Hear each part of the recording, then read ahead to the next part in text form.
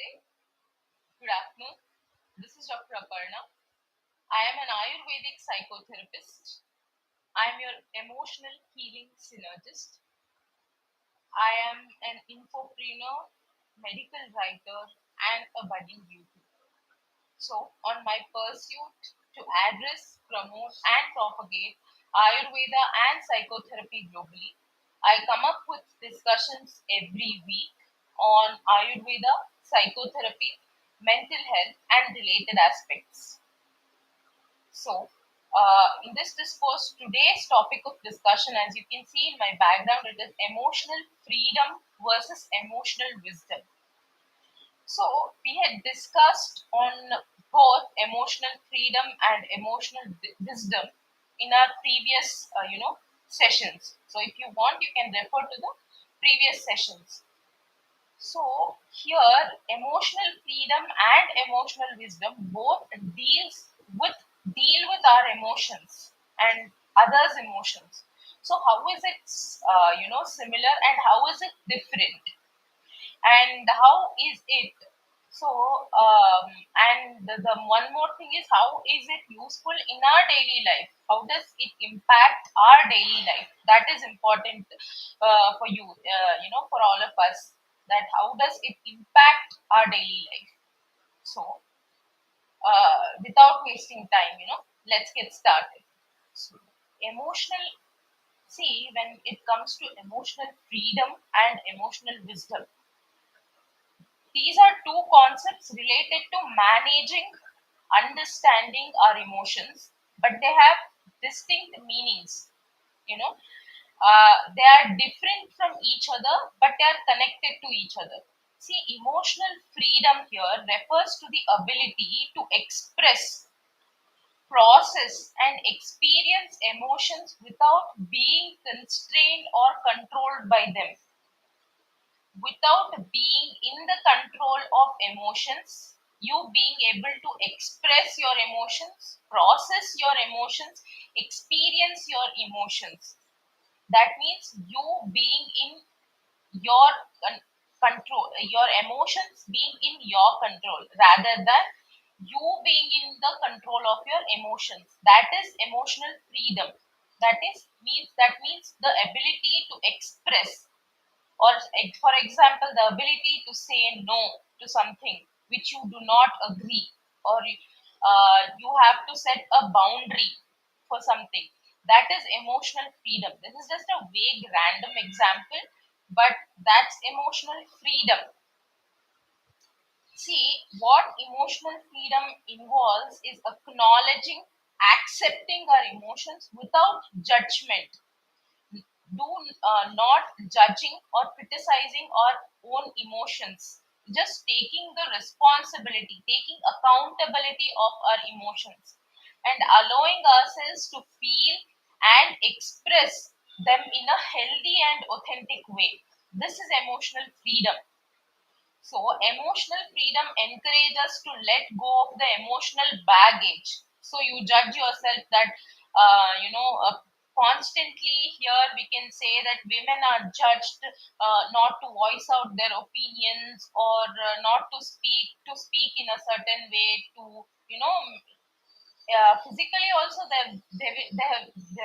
have been judged, and they are being, in constantly they're being speculated of. But here we are talking about emotions as well. They can't express their emotions. People are said that, don't express your emotions, hold your emotions. So emotional freedom, encourage us to let go of all the emotional baggage, past traumas, negative patterns, leading to a sense of liberation and a more positive state. So, see, emotional freedom, I will repeat once again, is the ability to express, process, and experience emotions without being constrained or controlled by them. Emotional freedom only is, for our emotions. It is not for others. Being accountable of our emotions, wherein emotional wisdom differs. Okay, I'll let you know in the session. And As I said, you don't, emotional freedom encourages us to let go of our emotional baggage, past traumas, negative patterns, leading to a sense of liberation and a more positive emotional state. And what is emotional wisdom? See, this is emotional freedom, and emotional freedom is only and only for our emotions, one's emotions. But here emotional wisdom and emotional intelligence is, pertaining to all our, and analyzing our emotions and analyzing others emotions. That is emotional wisdom. That is the basic difference. See, emotional wisdom pertains to the skill of recognizing, understanding, and effectively managing our emotions and the emotions of others. To recognize, to understand, and effectively manage our emotions and the emotions of others. It involves being able to navigate complex emotional situations with empathy, patience, and insight. A vague example is to do not react to a stimulus, respond to the stimulus, take time and respond to the stimulus, responding to the stimulus. See, emotional wisdom goes beyond just experiencing emotions. When you become self-aware of your emotions, that is emotional freedom. But here in emotional wisdom, it just goes beyond experiencing emotions. It involves a deeper understanding of the underlying causes, triggers, and potential outcomes of these emotions. It also encompasses, making choices that align with our values and long-term well-being rather than impulsively reacting to emotions. See, I'll repeat once again, emotional wisdom goes beyond just experiencing emotions. It involves a deeper understanding of the underlying causes. Why the I reacted in a way I reacted. So, if you want to know more about emotional intelligence, emotional wisdom, and emotional metamorphosis, all the sessions of all the videos and of the sessions are available in my YouTube channel and LinkedIn as well. You can go and search and you will find videos on all of them to know, better, because this is, I'm discussing only the difference today, I'm not discussing it deeper. So it involves a deeper understanding of the underlying causes, triggers, what triggers your reaction, you know, knowing everything, what are the potential outcomes of those emotions. It encourages, encompassing and encompasses making choices that align with our values. See, emotional wisdom, always aligns with our values, and it is for the long term well being. Emotional freedom is getting rid of your, the baggage of your emotions. It might not be for the long term, but the practice will also help in long term well being. But this emotional wisdom is for long term well being rather than impulsively reacting to emotions. So, in essence, emotional freedom focuses on the liberation from emotional constraints, while emotional wisdom emphasizes the skillful management and understanding of emotions for personal growth and healthier relationships. Emotional freedom focuses on the liberation from emotional constraints, while emotional wisdom emphasizes on the skillful management and understanding of emotions for personal growth and healthier relationships. See, liberating emotions is different from skillful management and understanding of your emotions and others' emotions. So, for personal growth and healthier relationships. So here, I in my earlier session in emotional freedom, I had discussed briefly on a book called Emotional Freedom, that is by Dr. Judith Orloff. I couldn't give a comprehensive review of it, like, so I just people asked me to, give full book review so that it could be helpful for them for reading as well, and to know what is in the book, what are the concepts that the book covers. So, this emotional freedom book, is a comprehensive guide that delves into various aspects of emotional well being and offers practical strategies to, achieve a state of emotional freedom. So, the practical, you can find some practical strategies to achieve the state of emotional freedom. So, here, emotional freedom is a state. The book explores how to manage emotions effectively, cultivate resilience, and lead more fulfilling life.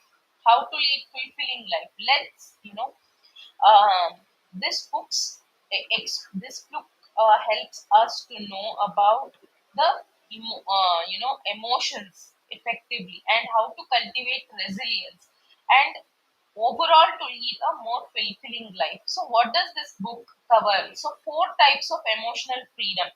See here, Dr. Orloff introduces four categories of emotional freedom. One is physical emotional freedom, one is emotional freedom, one is mental emotional freedom, and fourth one is spiritual emotional freedom. So these categories, encompass different dimensions of our life and offer a holistic approach to emotional well-being. And second chapter tells about the understanding energy. The book highlights on the importance of understanding what is emotional energy and how does it impact our thoughts, feelings, and behaviors. Mind is all about thoughts, feelings, and behaviors. Dr. Orloff explains the concept of energy vampires, people who drain our emotional energy, and provide strategies to protect oneself from such negativity. So, this book is a good read actually. Tools for emotional freedom. Throughout, the book, the author presents a range of practical tools and techniques to help readers manage their emotions. What does these include? Mindfulness, meditation, deep breathing exercises, visualization technique. So every technique is mentioned in detail, and it is made easily accessible to those who are new to these practices as well. So, intuition and empathy. Dr. Orloff explores the connection between the emotional freedom and intuition. So, she discusses how tuning into our intuition can help us make better decisions and navigate complex emotional situations. This book also covers strategies to manage empathy, especially for individuals who tend to absorb others' emotions. So, and next is managing fear and anxiety. This book also addresses fear and anxiety.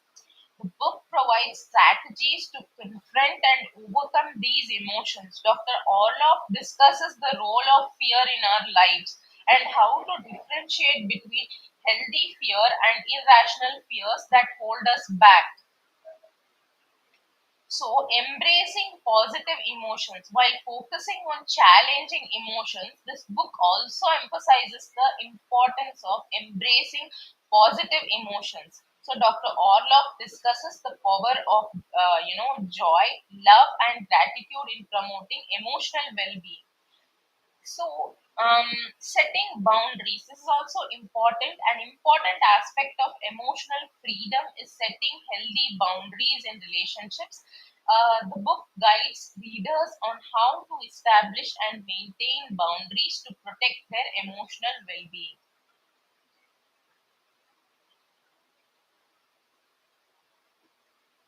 Releasing, and it also discusses on releasing negative patterns. Dr. Orloff explores how to identify and release negative emotional patterns that may be hindering personal growth.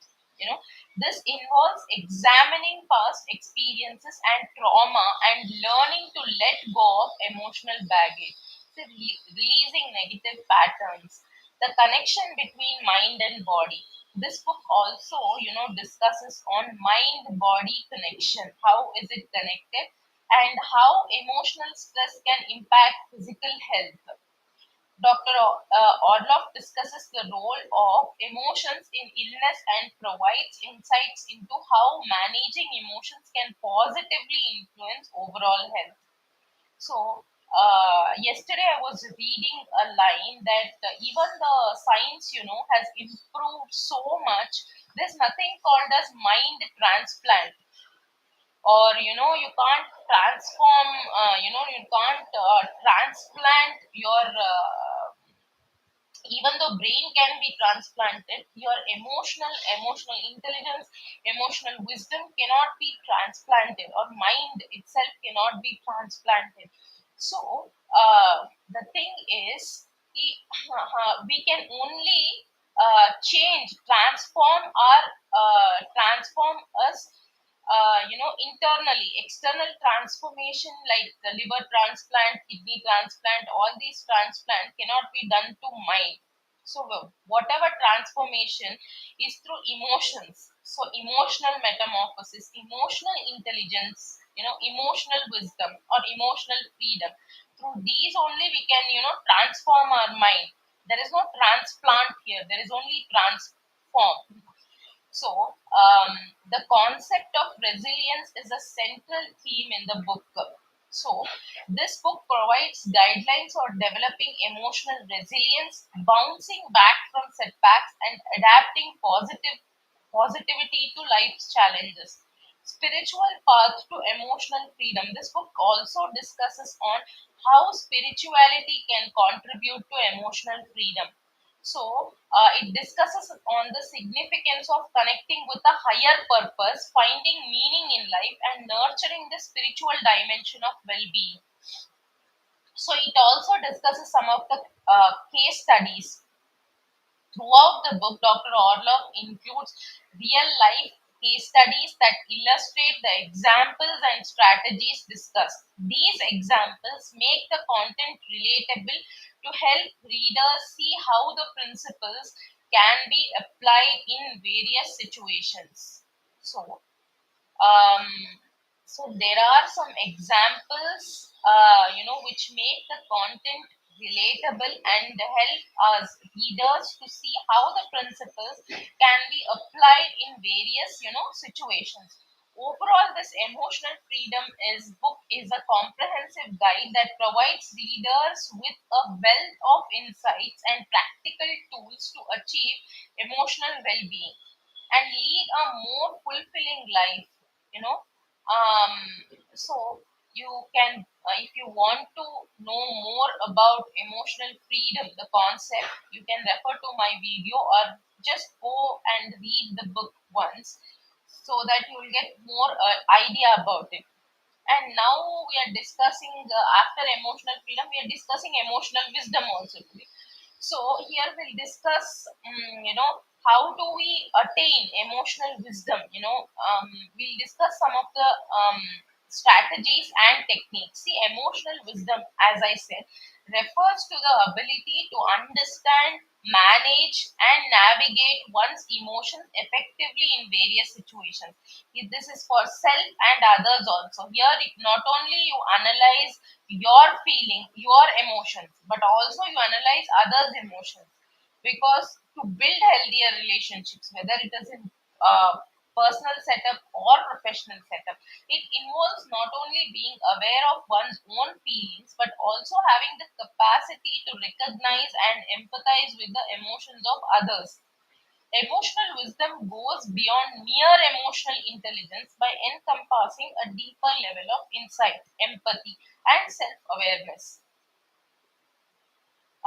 So, what this, emotional wisdom is goes beyond emotional intelligence as well. How it gives is it, helps you to get a deeper level of insight and self awareness and empathy towards others. It involves making thoughtful and balanced decisions based on emotional understanding, which leads to a better interpersonal relationships, personal growth, and overall well-being. So, to attain and develop emotional wisdom, one can employ a range of strategies and techniques. Self-awareness. The foundation of emotional wisdom is self-awareness. So, first we will start with self awareness because the foundation of emotional wisdom is self awareness. Take time to reflect on your emotions, thoughts, and reactions. Just go home, just sit. If you have 10-15 minutes of time, think what all happened in that day, how you reacted to a certain trigger, what, how, and what do you feel? Did you feel that you could have done better? You could have saved the relationship, or you you felt that you did better. So you can start noting all of those. If you think that you had managed that day better, or the situation better, then you can try to adapt those techniques in others as well. If not, there is always a scope of improvement. So take time to reflect on your emotions, thoughts, and reactions. Regularly check in with yourself to understand why you feel the way you do. Why did you feel that way, and how it might impact your actions? So, how does it impact your actions? Mindfulness and meditation. Next technique is practicing mindfulness. Being mindful is when you're doing one thing, your concentration is fully on the same thing. If you're meditating, your concentration is on your breath. You don't have any distractive thoughts. So, practicing mindfulness and meditation can help you stay present in the moment, observe your emotions without judgment, and respond rather than react impulsively. These practices cultivate a greater understanding of your emotional landscape. Empathy development. So, working on developing empathy by actively listening to others. How do we develop empathy? By active listening and trying to understand others' perspectives as well, and acknowledging their feelings. So, empathy enhances emotional wisdom by allowing you to connect with others on a deeper level.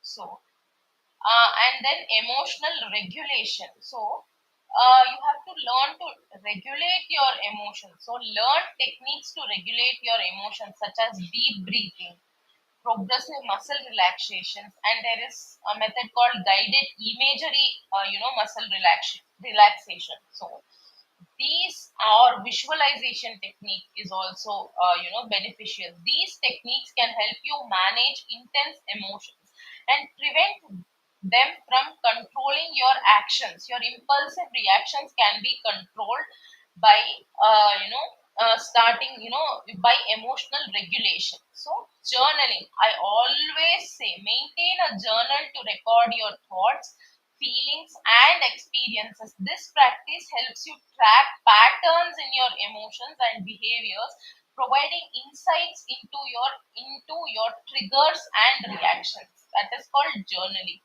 And next is reflective practice. Regularly engage in self reflection to analyze your emotional responses to different situations. Self reflecting is to different situation. Okay, in the office there was a situation like this. How did I respond to this? In at home there was a relationship response, or reflecting on a response you responded to a spouse, to the sibling, or to a family member or a friend, etc.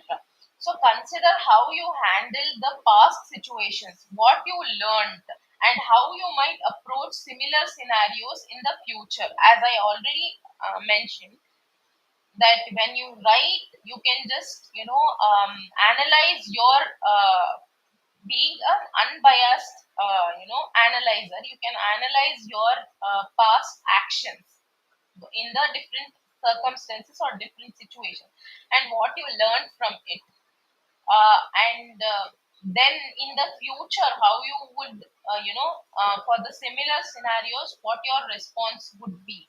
And empower positive emotions. So focus on nurturing positive emotions like gratitude, joy, and love. These emotions can broaden your perspective and enhance your ability to think and act wisely in challenging circumstances. What this means is, every time we don't have gratitude for what we have, or we are not happy for what we have, we always look for what we don't have. If we focus on nurturing this form of gratitude, joy and love for what we have, then it will enhance the ability to think and act wisely in challenging situations. So seek feedback.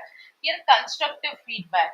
Be open to receiving feedback from others about how you handle your emotions. You can ask your trusted group that how do you think I handle emotions? If you want to really analyze, and if you want to, improve your emotional regulation perspective. So, constructive feedback can provide valuable here also. People who you trust, who can provide you only constructive feedback, which will help you improve, not because of jealousy giving some destructive, feedback. Constructive feedback on can provide valuable insights into areas where you can improve your emotional wisdom.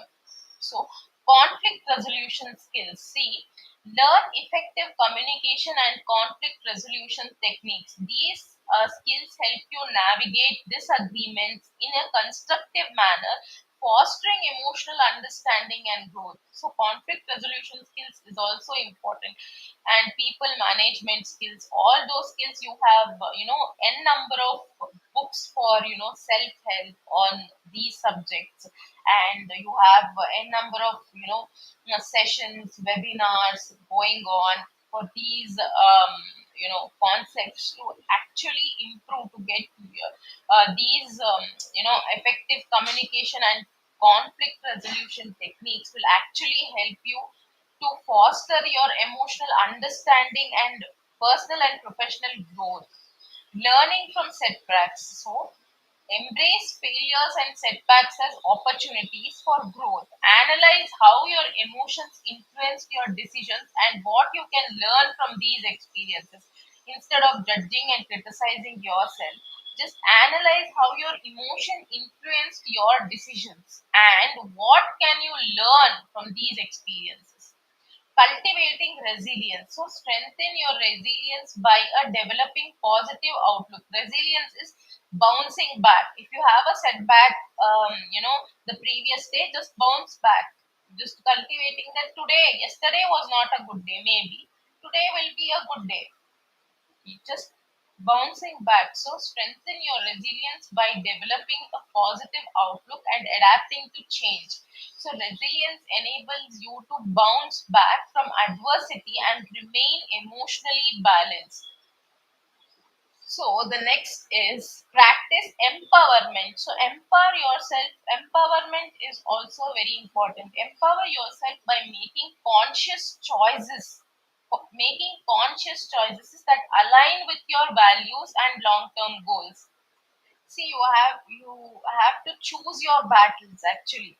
And the best example is, um, and let go of some things because they do not align with your values and long time goals. This sense of agency contributes to emotional wisdom by fostering a deeper understanding of your own motivation, your own motivation. So, lifelong learning. Approach emotional wisdom as an ongoing journey and learning growth. So, emotional wisdom is a lifetime journey. So, it is not a destination. So, reading books, attending workshops, seeking guidance and professional help, and having mentors to continue expanding your emotional understanding. So, emotional wisdom is a dynamic skill, so that evolves over time for you and me both through consistent effort and self reflection.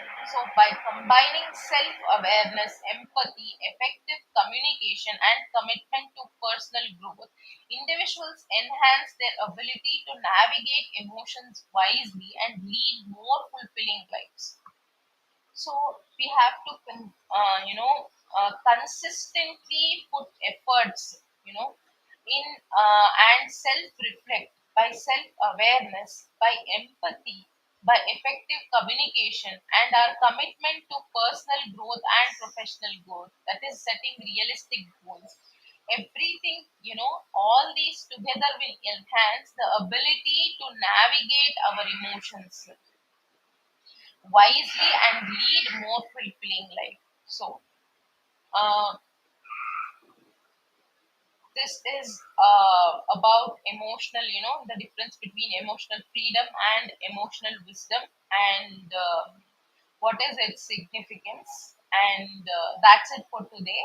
Thanks for staying tuned, and namaste.